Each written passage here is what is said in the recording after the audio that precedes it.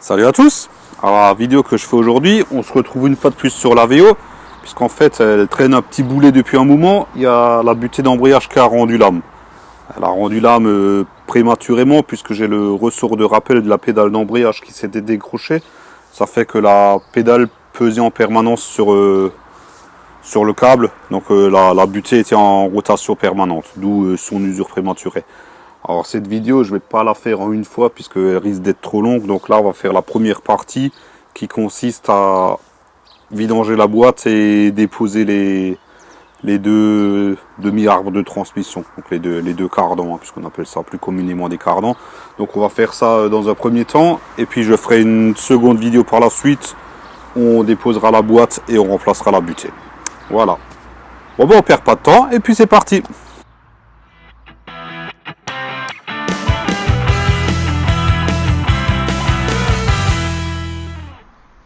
Bon, dans un premier temps, on va donc lever la voiture, enlever les roues et la mettre en sécurité sur des chandelles.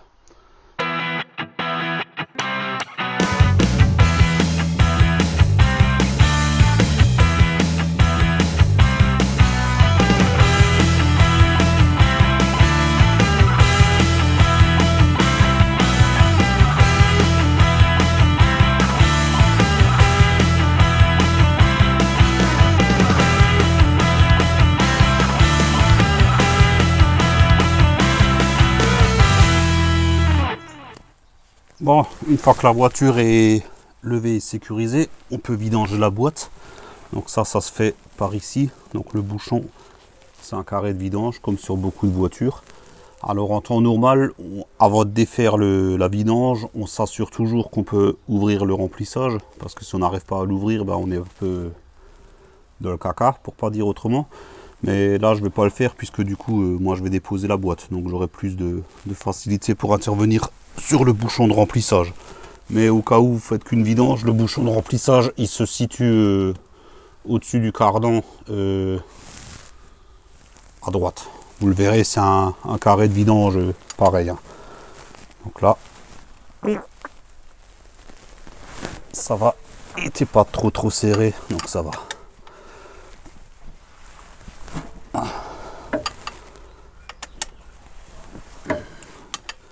C'est du 3/8e, hein, un carré de 3/8e. Donc si vous avez un cliquet en 3/8e, vous pouvez mettre directement le cliquet dessus. Hein. Moi, je l'ai pas, j'ai que du 1/4 et du demi-pouce. Voilà.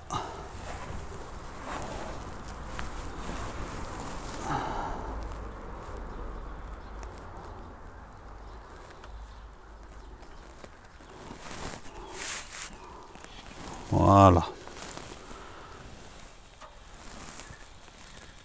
Bon, lui il est quand même relativement propre. Je suis assez surpris. En même temps, la voiture n'a que 120 000 km. Donc on va laisser ça se vider, s'égoutter. Et nous, on va attaquer la dépose des cardans.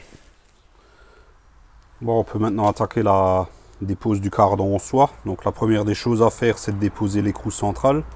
Donc celui-là, il est serré très fort et en plus, il est bloqué par écrasement. Donc ça, c'est un système courant sur les écrous de cardan. Hein. Donc là, soit avec un tournevis, un petit burin ou n'importe quoi, vous essayez de redresser. Sinon, vous desserrez en force. Moi, c'est ce que je vais faire. En général, ça vient assez facilement, sachant que c'est quand même serré très fort. Ensuite, on va défaire ici la canalisation de frein, donc qui est pris dans l'amortisseur. Donc là, juste, c'est juste coincé dedans. Voilà. De l'autre côté, pareil avec le capteur ABS.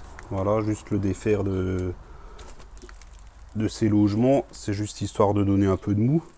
Et ensuite, il y a deux écoles. Soit on défait en dessous la rotule inférieure, soit on défait ici la jambe de force. Moi, je préfère défaire ici. Ok, il y a deux vis en dessous, il n'y en a qu'une. Mais en dessous, on risque de blesser la rotule. Ça se trouve, elle est grippée dedans, je l'ai déjà jamais remplacée. Donc je préfère défaire ici, je sais que ça va bien puisque j'avais déjà remplacé les amortisseurs. Et une fois qu'on aura fait ça, le cardan il sortira assez facilement. Allez hop.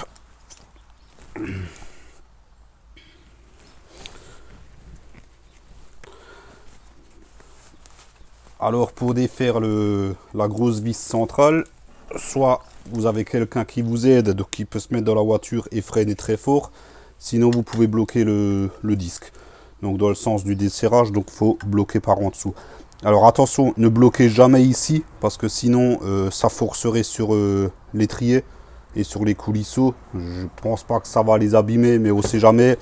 Préférez prendre en dessous, où là vraiment on bloque sur le support d'étrier, où c'est de la bonne grosse ferraille. Et l'écrou en lui-même, c'est du 32.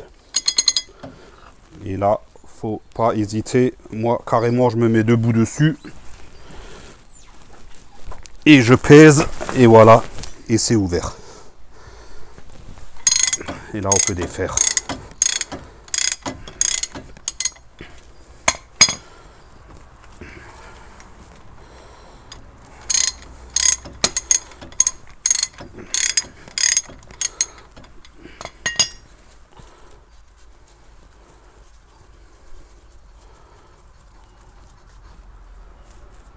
Voilà.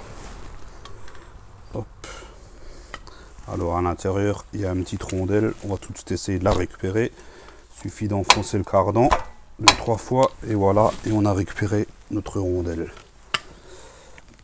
Là, on va s'occuper de défaire maintenant l'étrier de frein. Hop, voilà, juste pour libérer ma péteuse. Donc qui tient avec 2 vis à l'arrière. Donc là je défais pas l'étrier, je défais le support d'étrier avec l'étrier. Et c'est du que je dise pas de bêtises, c'est du 19.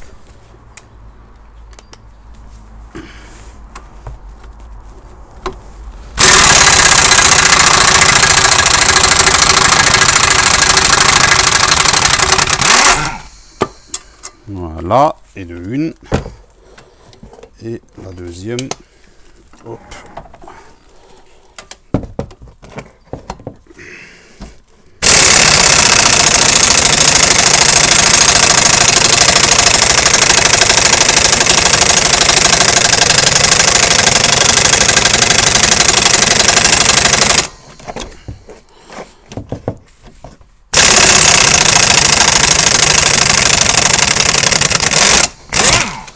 Des vis qui ne sortent pas très facilement puisque elles sont imbibées de frein filet, hein, ce qui est normal. Hein.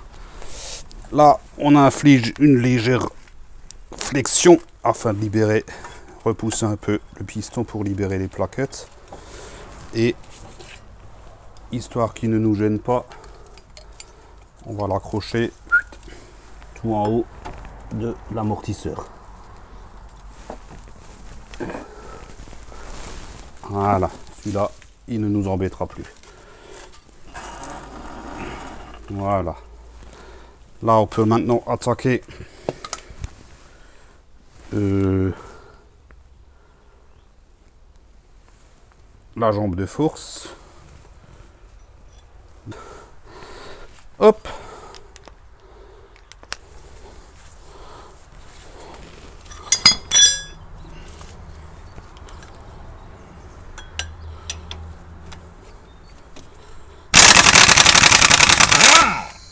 Et de une. Donc ça vient relativement facilement. Et de deux.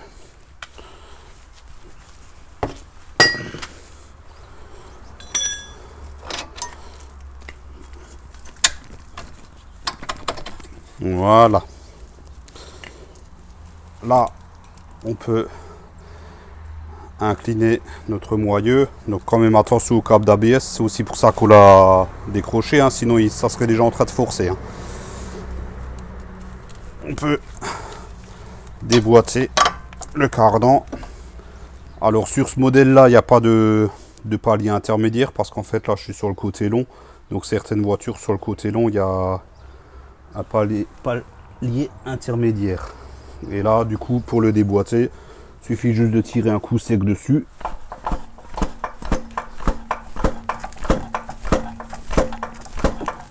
Et il ne vient pas. Allez hop. Bon.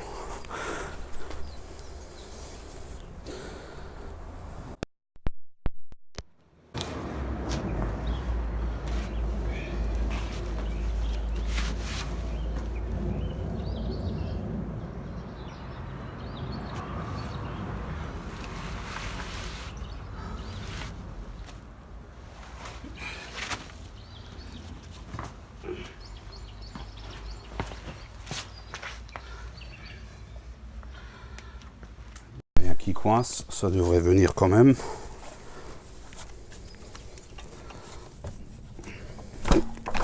Voilà. Fallait quand même tirer un bon coup sec. Et là, on a enfin notre cardan. Et voilà. Donc il ne reste plus qu'à faire pareil de l'autre côté.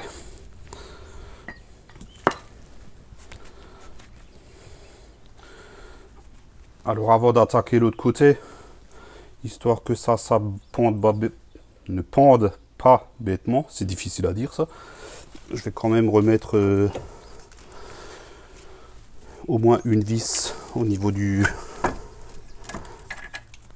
moyeu. Voilà. C'est juste histoire que ça ne bouge plus. Et on peut attaquer l'autre côté, c'est exactement pareil. Voilà. Bon, pour ce qui est du remontage du cardan, c'est un petit peu la même chose, mais en sens inverse tout simplement. Hein. Hop. Voilà. Donc, on présente le cardan.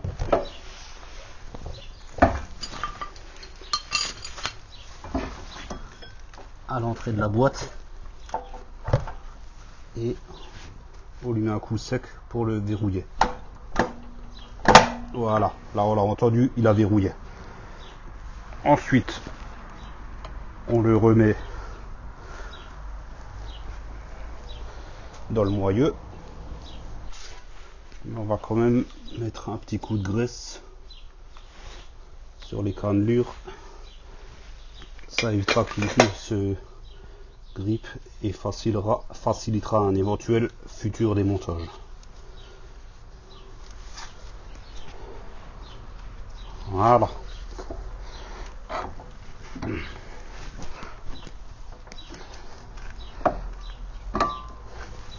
Voilà. À partir de là, on peut remettre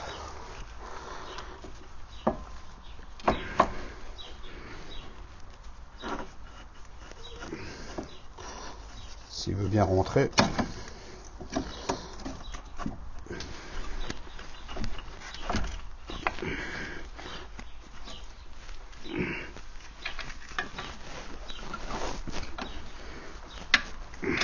Voilà.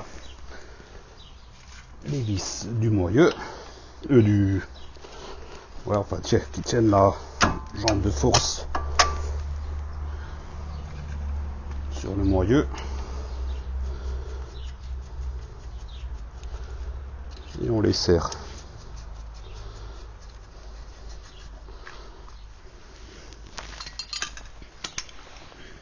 Hop.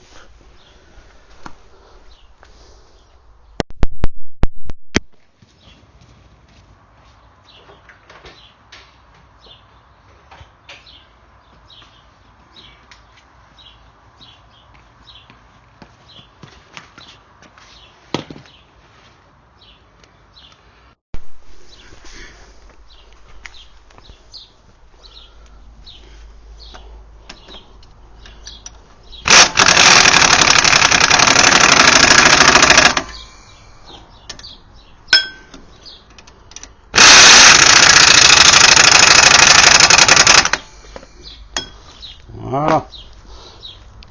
C'est bien serré. C'est bien serré. Là, on pense tout de suite à remettre le câble du capteur d'ABS en place. Voilà. On peut défaire notre étrier qu'on avait mis en attente là-haut.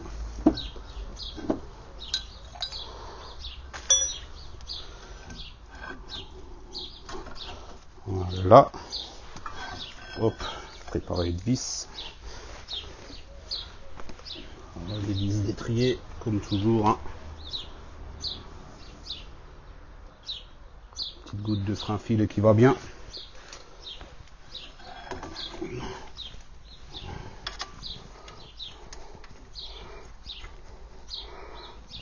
Là, pareil pour la deuxième.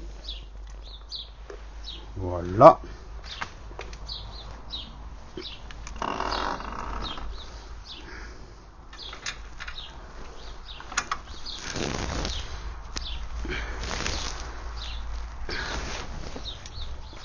Et on peut serrer.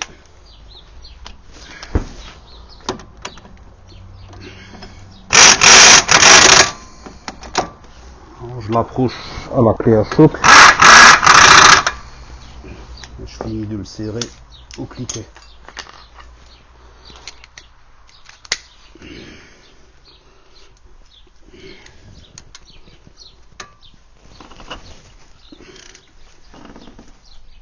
Voilà. Donc, la clé à choc a déjà très bien fait le travail. Et voilà. On pense à remettre également le flexible de frein en place. Et maintenant on peut remettre le gros écrou. Alors pour le serrage, c'est simple. Il suffit de serrer jusqu'à ce que la partie écrasée arrive de nouveau en face du renfoncement.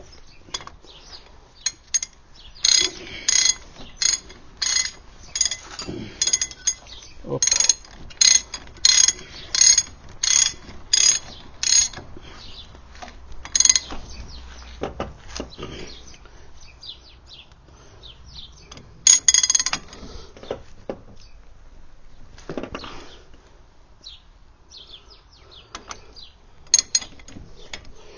Donc c'était vraiment serré, très fort.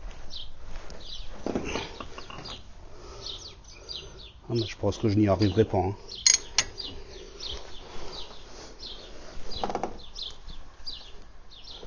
Ouais. Bon, j'ai vraiment serré fort. Forcément, c'est plus en face. Mais ce n'est pas grave. L'essentiel, c'est que ce soit serré fort. Donc du coup, on pense à réécraser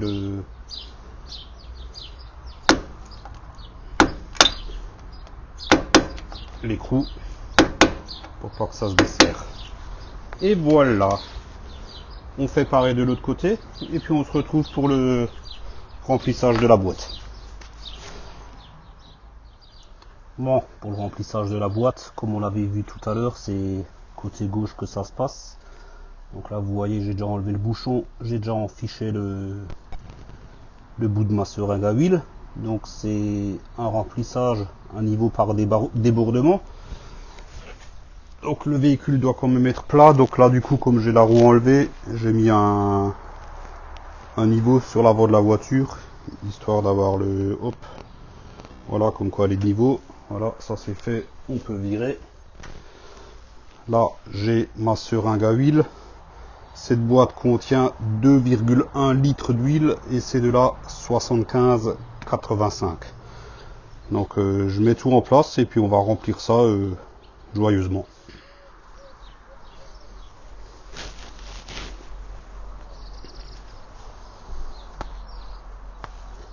Donc on va déjà passer 2 litres tranquillement et après on improvisera.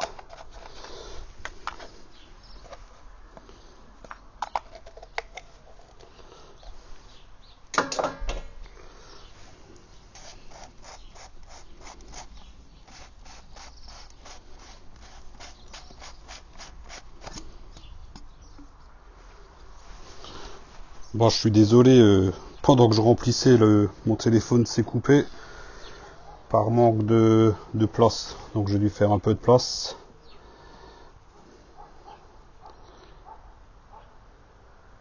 Mais on est quasiment au bout.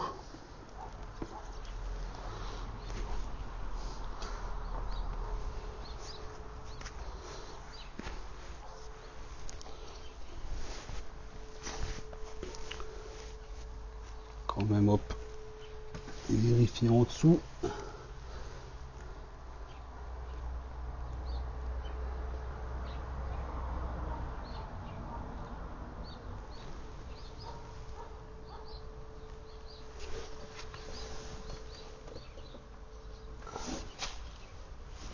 Je vais chercher une lampe parce qu'on voit pas bien. Hop, bon bah ça y est, le temps de chercher la lampe et puis là c'est en train de déborder. Je vérifie ma seringue, bon elle est vide, donc en fait c'est juste le tuyau qui est en train de se vider, donc bon, on va attendre que le tuyau est vide et puis on va refermer. Donc bah voilà, ma foi c'est tout, hein. Il n'y a plus qu'à remettre le bouchon, on remet la roue et puis la vidange de boîte elle est finie. Bon bah ça y est, on a vu comment remplacer les deux cardans, enfin les demi-arbres de transmission. Bon les cardans ouais, enfin bref, ouais voilà quoi. On a vu en même temps comment faire la vidange de boîte, donc au final rien de sourcé dans ces deux opérations, hein. Donc je répète juste pour l'huile de boîte de la 75-85, 2,1 litres. Donc c'est vrai que là j'ai eu un problème au tournage puisque mon téléphone est arrivé en saturation, donc il manque un morceau du remplissage, mais bon c'est bien 2,1 litres. Voilà, donc si la vidéo vous a plu, mettez un pouce en l'air, ça fait plaisir, ça aide la chaîne à grimper. N'hésitez pas à vous abonner si ce n'est pas encore fait, pensez à activer la petite cloche sinon ça sert à rien, et moi je vous dis ciao à la prochaine.